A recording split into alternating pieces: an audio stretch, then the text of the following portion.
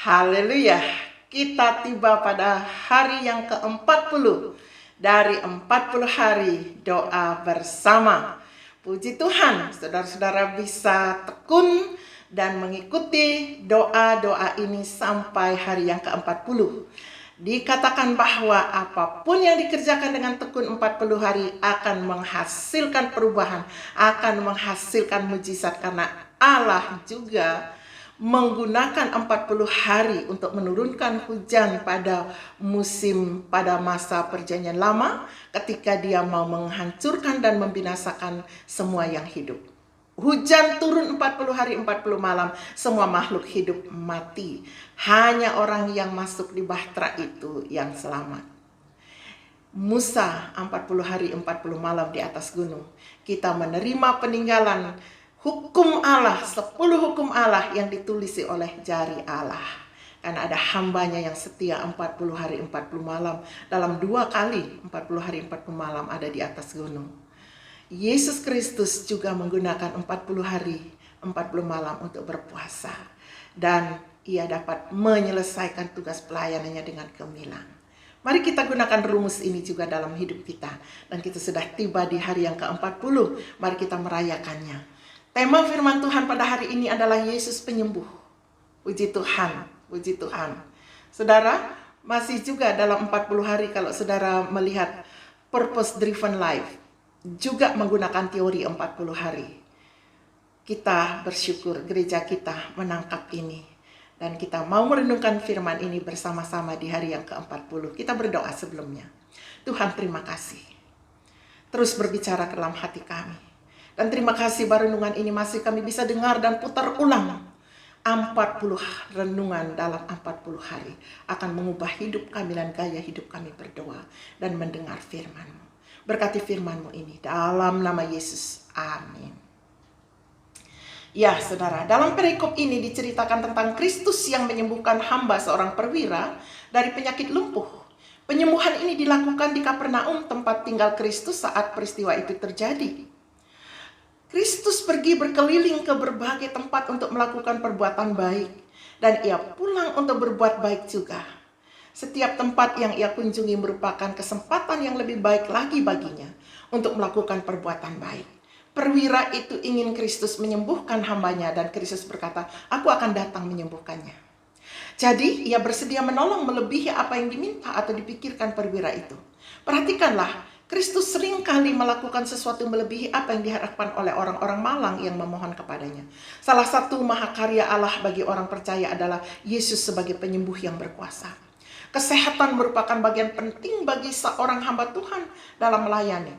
Dengan tubuh yang sehat, maka pelayanan semakin efektif untuk dilaksanakan. Sebaliknya, ketika seseorang berada dalam pergumulan akan kesehatan yang dimilikinya, maka sulit bagi seorang hamba Tuhan melayani dengan baik. Tetapi kita yang menjadi milik kepunyaan Kristus boleh merasa terhibur dan tenang, karena dalam kebaikannya dia bisa melepaskan dan menjalankan kuasanya itu, dan setiap penyakit menuruti dan melaksanakan perintahnya.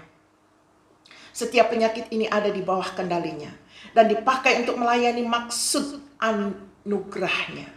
Kita tidak perlu takut terhadap penyakit atau akibatnya terhadap diri kita. Kalau kita percaya bahwa penyakit itu ada di dalam tangan sahabat kita yang baik ini. Dengan demikian orang percaya yakin bahwa kesembuhan adalah kehendak Tuhan bagi umatnya. Dalam pelayanannya di muka bumi, Tuhan Yesus mengadakan berbagai tanda dan mujizat termasuk kesembuhan. Di dalam Alkitab Yakobus 5 ayat 15-17, sebagai pengikut Kristus dapat berharap dan berdoa kepada Allah supaya ia menyembuhkan orang yang sakit. Dengan demikian Alkitab menegaskan bahwa kesembuhan ilahi masih ada dan dapat terjadi sebagai tujuan dan rencana Allah yang khusus bagi orang percaya. Amin. Ditulis oleh hambanya HS. Kita akan berdoa pada hari ini untuk pokok doa kita. Gereja lokal yang tergerak bermisi, yang mengambil peranan dalam misi, mengadopsi misionaris lokal maupun internasional, mendukung dalam doa dan moral, berdoa supaya mereka dapat terus bertekun dalam pelayanannya dan menggerakkan gereja lain untuk terlibat dalam misi lintas budaya. Yang kedua, kita doakan gereja agar dapat mengajarkan kepada para jemaat dan keluarganya tentang pentingnya pelayanan misi dan bagaimana mereka bisa terlibat di dalamnya. Yang ketiga, doakan persekutuan-persekutuan doa misi yang diadakan di setiap gereja dan organisasi supaya mereka dapat tetap bertekun dalam doa syafaat, mendoakan segala kebutuhan saudara-saudari seiman kita yang saat ini berada di ladang misi, dan menjalin relasi dengan para misionaris yang diutus oleh masing-masing gereja, terutama pada program Sumatera Siap, misionari diaspora di Hong Kong dan Taiwan. Mari kita bawa pokok doa ini bersama-sama. Bapa di sorga, kami berdoa untuk gereja-gereja lokal yang telah bergerak di bidang misi, yang telah mengambil peranannya dalam misi. Kiranya terus melanjutkan program ini, mengadopsi misionaris lokal maupun internasional, mendukung mereka dalam doa dan moral. Kami berdoa Tuhan agar gereja ini terus bertekun dalam pelayanannya, serta menggerakkan gereja-gereja lain untuk terlibat dalam misi lintas budaya. Kami berdoa Tuhan agar gereja-gerejamu dapat mengajarkan kepada para jemaat dan keluarga bahwa pentingnya pelayanan misi, dan kiranya keluarga-keluarga dapat terlibat di dalamnya.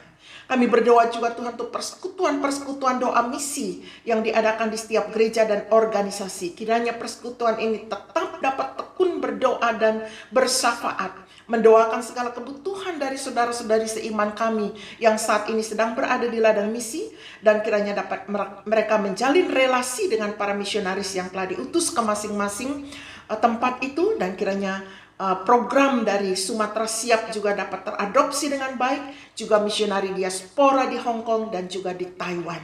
Kiranya gereja-gerejamu dan saudara-saudara kami dan saudara-saudara kami dalam persekutuan misi yang berdoa bersyafaat dapat menjalin hubungan dengan para misionaris kami yang ada di lapangan pekerjaan. Terima kasih Tuhan. Kami mohon kiranya gerakan ini akan muncul di setiap gereja, dan pribadi maupun persekutuan dapat mengadopsinya, sehingga para pelayan kami di lapangan dapat terhibur, dapat tertopang, dan mereka tidak merasa sendirian.